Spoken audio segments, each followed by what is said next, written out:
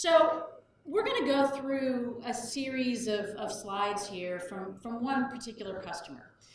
And we liked the concept of actually, let's focus on email a little bit.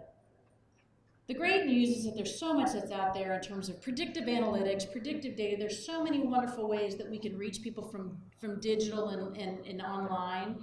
But you know what? If we can break things down in terms of getting a bit smarter for something as old school as email, maybe there's some nuggets in here and some commonalities, and that's kind of the point, is that there's some commonalities in the basics that apply that we think and we know actually can be translated into others, and we'd love to learn how you're applying them.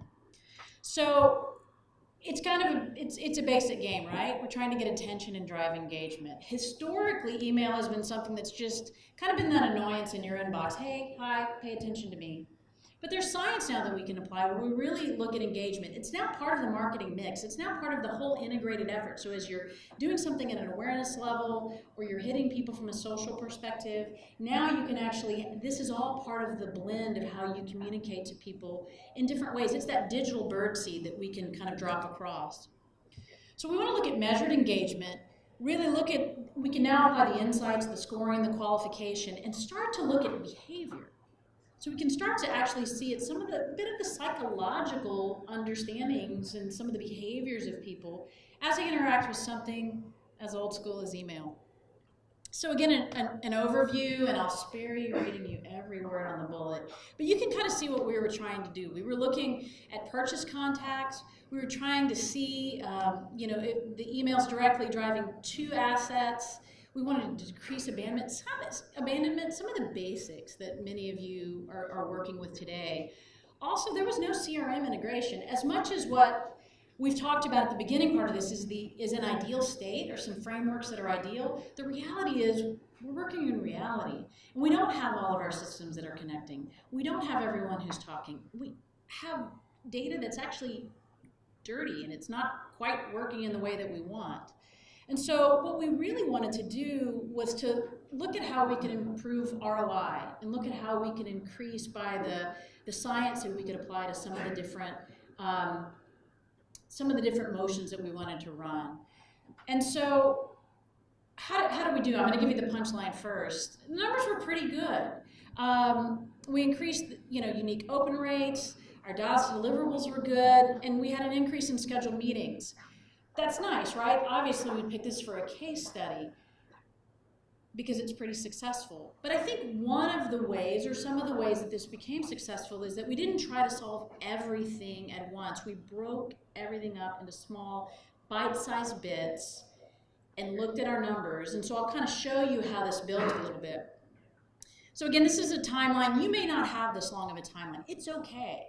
If you have 3 months, if you have 1 month, the point of the slide is to plan, is to look at what are your main goals, what are you trying to accomplish, and then break up the different things that you can test back to what we looked at earlier, which is this daunting amount of data and metrics can actually be categorized.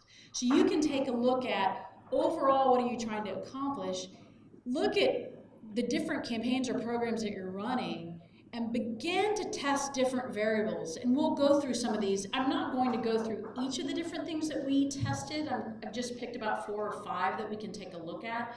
Happy to go through the larger detail at any time if you're interested.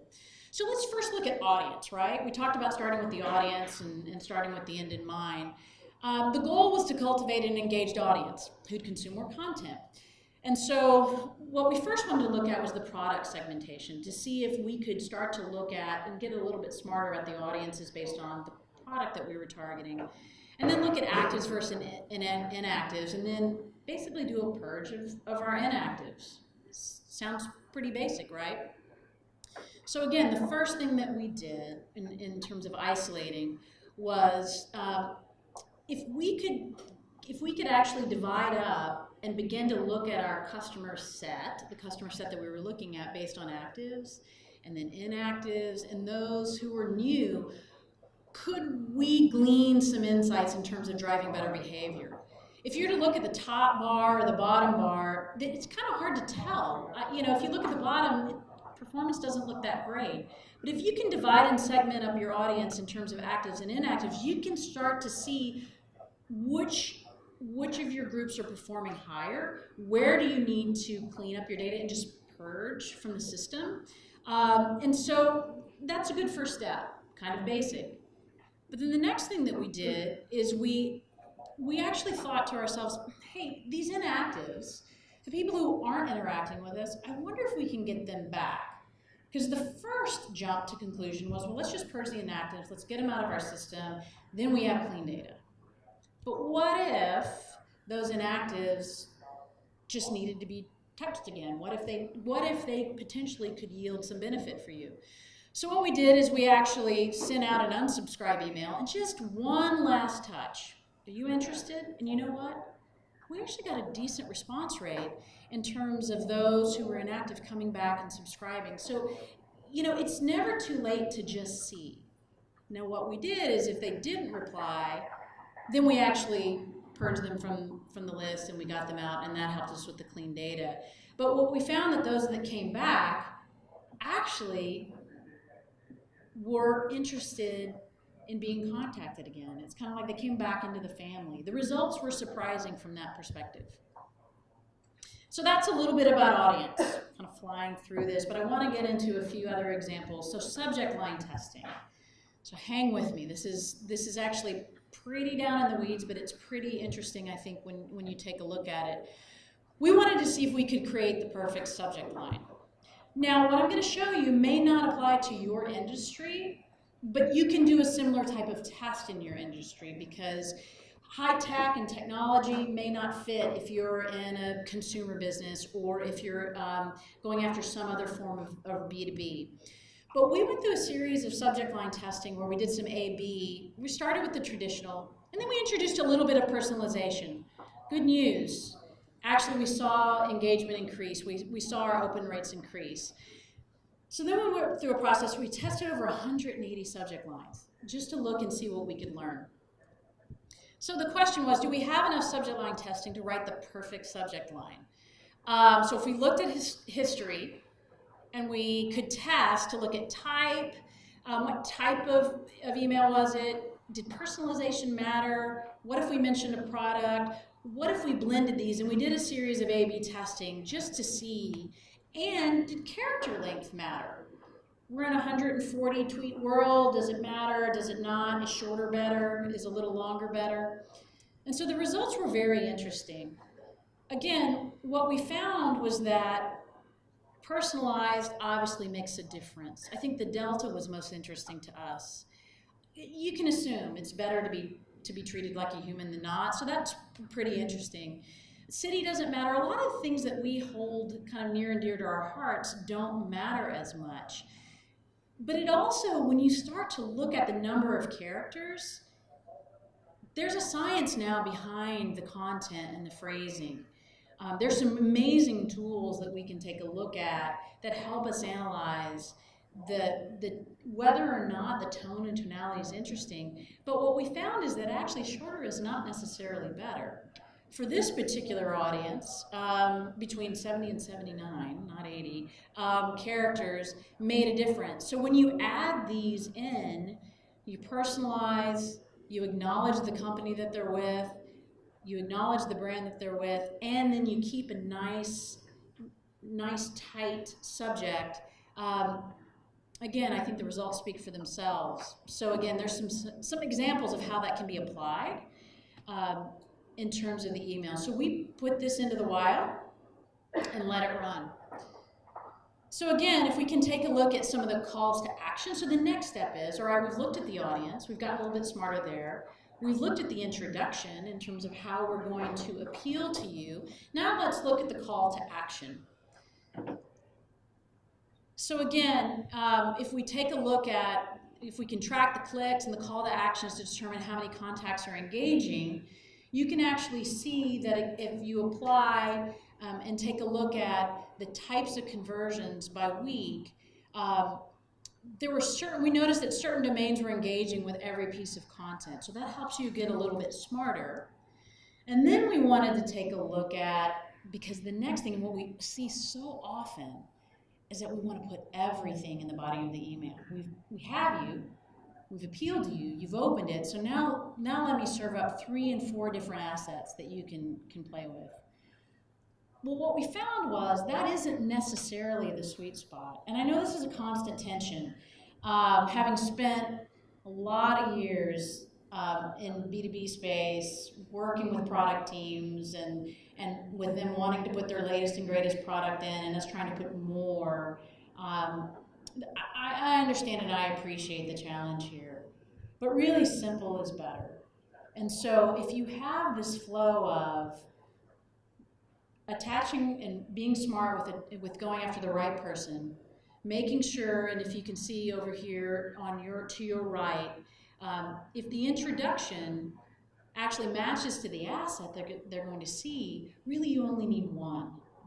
You don't need a whole laundry list of your latest and greatest in there. The efficacy just wasn't showing in the numbers. And again, we may have satisfied 3 or 4 different executives over on the left, but on the right is really the way that people want to apply. So in terms of what Elizabeth mentioned earlier, yes, we all see what would a marketing presentation be without know your customer. But the reality is you can now apply science to really understanding how they want to behave and how they're interacting and what they want to see. So I'll kind of skip through for the sake of time. But again, personalization, what we found was not, it didn't matter if you continued to personalize all the way down through the email. It was really hitting them up front. And then you don't necessarily have to personalize all the way through. It starts to look a little bit like a form, you know, like it's kind of like you put them through a personalization generator a little too much. It loses a bit of the authenticity, if you will. So finally, I'm going to go through just, again, if you think about kind of what we've looked at, and one of the main points is, in this world of what can be seeming as very, very big, really break up and ask to the questions, to that point of what we looked at a couple of minutes ago, of line up your timeline, really work with your team to identify what questions are our customers asking, what questions can we ask, and let's put hypotheses around it. It's, instead of swinging for the home runs, it's kind of, for those of you into baseball, it's a bit of a small ball. Let's go for the base hits, because that gives us better insight in terms of what's really happening.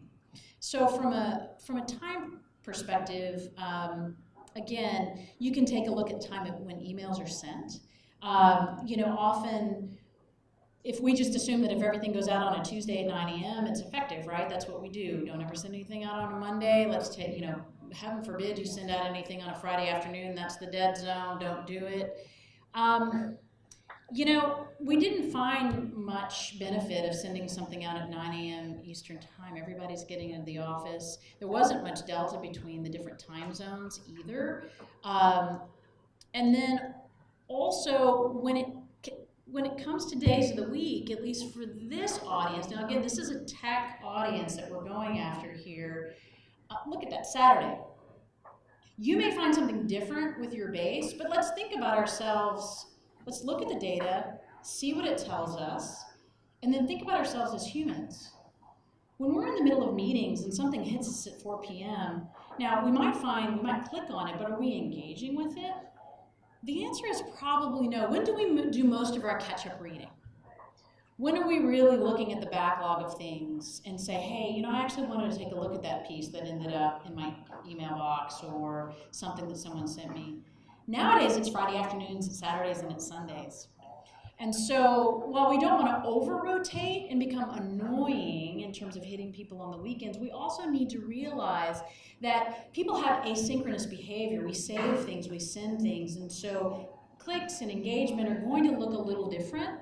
And so again, data don't lie. Let's look and see what we have, and look and see what your audiences are telling you in terms of the times of the day, and think about that. You can really outsmart your competition by looking at behaviors.